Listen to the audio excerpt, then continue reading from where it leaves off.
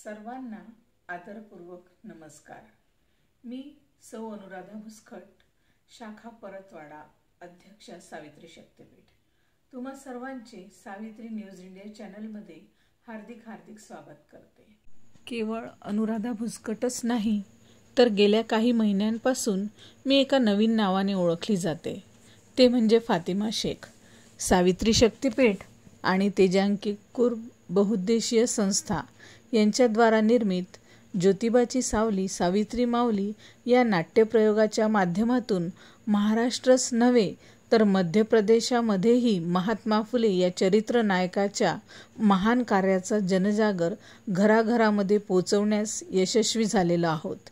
केवळ 10 महिन्यांमध्ये आम्ही एकूण 19 प्रयोग महाराष्ट्र आणि मध्य प्रदेशामध्ये विविध ठिकाणी सादर करून सदर नाट्यप्रयोग प्रबोधनाच्या एका वेगळ्याच टप्प्यावर येऊन पोहोचला आहे।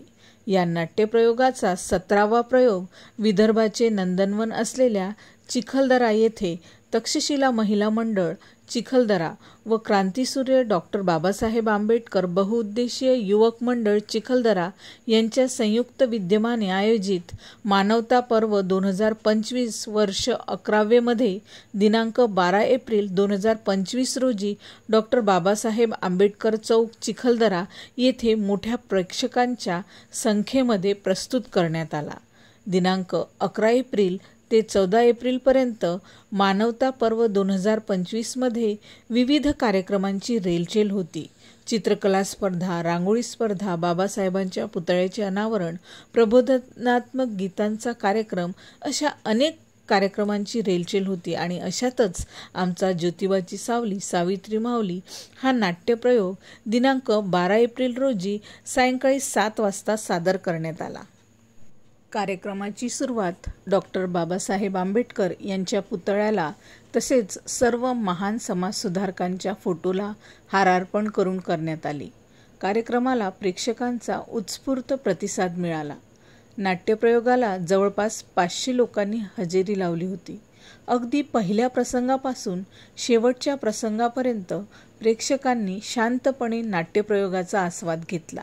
इतकेच नव्हे तर नाट्यप्रयोगाच्या माध्यमातून दाखवलेल्या प्रत्येक प्रसंगाला भरभरून टाळ्यांनी प्रतिसाद सुद्धा दिला। ब्राह्मणांच्या दोन्ही प्रसंगांना लहानांपासून मोठ्यांपर्यंत भरभरून टाळ्या दिल्या। नाट्यप्रयोग संपल्यानंतर तर प्रेक्षकांनी फोटो काढण्यासाठी अक्षरशः गर्दीच केली होती।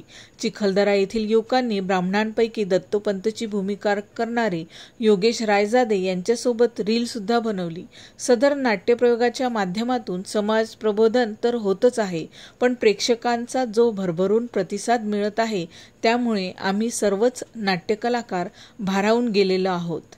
सर्व नाट्यकलाकारांच्या तर्फे सर्व प्रेक्षकांचे मनपूर्वक आभार मानते आणि इथेच थांबते। धन्यवाद।